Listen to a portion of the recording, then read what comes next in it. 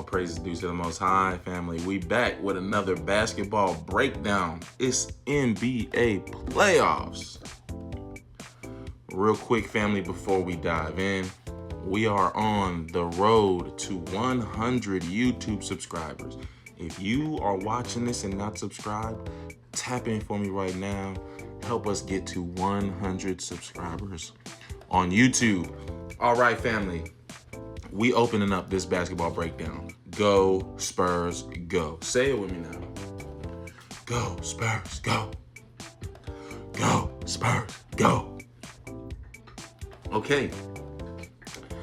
First half, we breaking down the Spurs, Timberwolves. Second half, we breaking down the Sixers and Knicks, family. Right out the gate, if you're rooting for the Spurs, if you're rooting for Victor Wembanyama, if you are hoping to dethrone the Thunder, then you're feeling good right now based off of what the Spurs did in Game 2 against the Timberwolves. And I said right before the playoffs start, family, right? Because we, as Spurs fans, we want the Thunder. Based on what happened, how this regular season series went, we want the Thunder, right? Before the playoffs started, I knew the team we wanted to see the least was the Timberwolves. And I still believe that to a degree. And hear me, family. First, let's talk about why we won this game.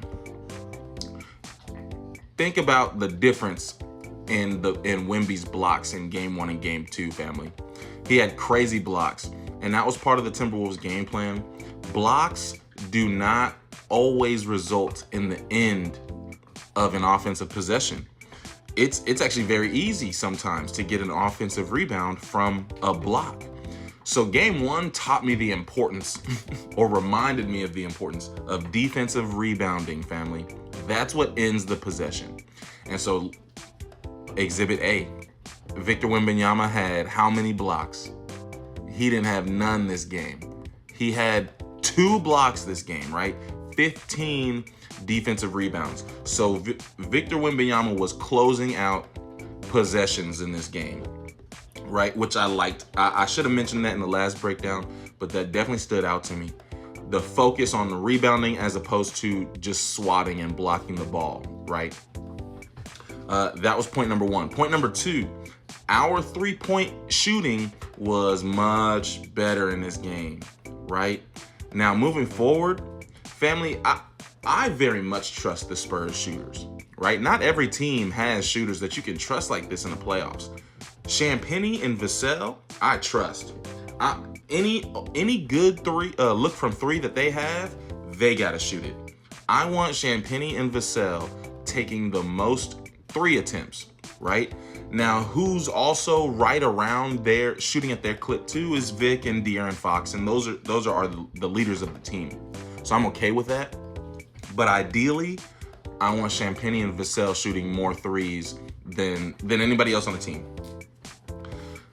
Vic, obviously, the team in general, obviously took a focus on 2s. Family, the way our guards are set up and the way Vic is set up, the Minnesota team, as good defensively as they are, they cannot stop us from getting to the rim. Where we let them off the hook is by shooting too many 3s, and especially if they're not efficient. So that's what stood out to me, family. A more improved 3-point shooting effort tonight. A focus on rebounding instead of blocks from Victor Wembanyama, and a team focus on getting to the rim instead of just letting the team off of the hook by shooting 3s. The last thing I want to mention, family, because I don't expect Anthony Edwards to play this poor again. This is obviously a very poor outing from him. Our keys to success moving forward, family, because we're in for a 6 or 7 game series. If we lose Game 3, the Spurs, we're in for a 6 or 7 game series. If the Spurs can win Game 3, we can close it out in 5, and I really feel that way. The Timberwolves having lost 2 games and Anthony Edwards not being at full power, the only thing that has them staying in the fight is the fact that they won Game 1. Had we won Game 1, this series would be over already, family. So the Spurs' opportunity to unofficially close out the series is game 3. And the keys to success, we need a focus on rebounding. Vic was our only double-digit rebounder today. Oh, Keldon Johnson also had 10 rebounds.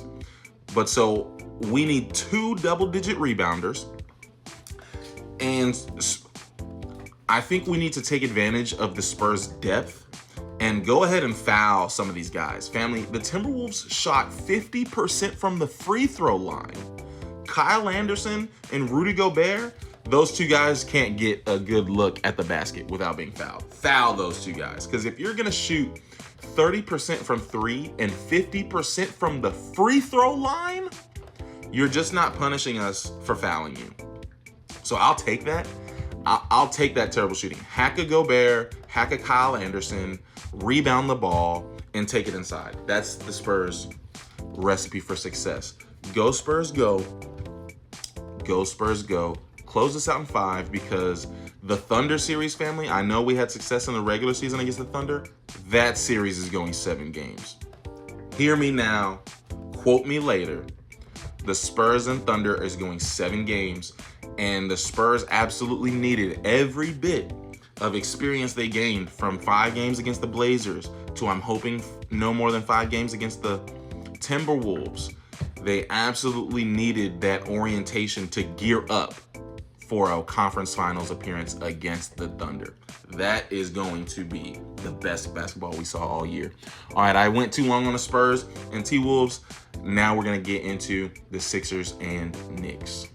All right, family, let's talk about the 76ers and the New York Knicks, family. This is going to be a less competitive series than I thought. I thought the Sixers were a little bit more for real. It turns out that the Celtics just weren't for real the way I thought. I was impressed by the Sixers eliminating the Celtics, but they will not beat the Knicks in this series. It just won't happen. I know they haven't even had a home game yet. A series doesn't start until the first home game is lost. This series is over, family.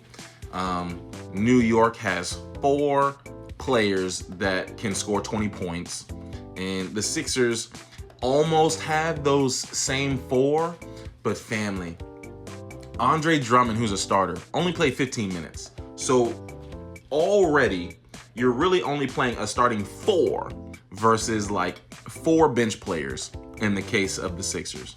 The Knicks have more depth. The Knicks have better players. The Tyrese Maxey is working too hard. I almost want to see, here's what unlocked. If you saw the last breakdown, family, what unlocked the Knicks to this next level right now that I think is that Jalen Brunson he's still very effective and very potent and can take over the end of a game like we saw in this one. But he's not starting the offense. He's not running the entire offense. They're running the offense through Cat. I would like to see the Sixers try a similar thing. I think you could, although Paul George is Paul George at this point of his career. But if you maybe ran the offense through Paul George and had him do a little bit more playmaking, that would take, because Tyrese Maxey is leading the team in minutes and he's doing the most running. He's asked to do the most. You have to give Maxey some help. Maxey is your guy if you're the Sixers. He needs help. Okay. But the Knicks guys, they're gonna handle this. There's really no way for the Sixers to overcome this from a depth perspective, from a talent perspective. It's just a wrap, family. The Sixers are done. The New York Knicks are moving forward. I'm still convinced the Knicks have enough to win it all, but I'm still leaning, based on how wrong I was, how I misinterpreted the Sixers, I would put the Knicks at the 3rd best team behind the Thunder, the Spurs, and then you got the Knicks, right? That's my hierarchy right now.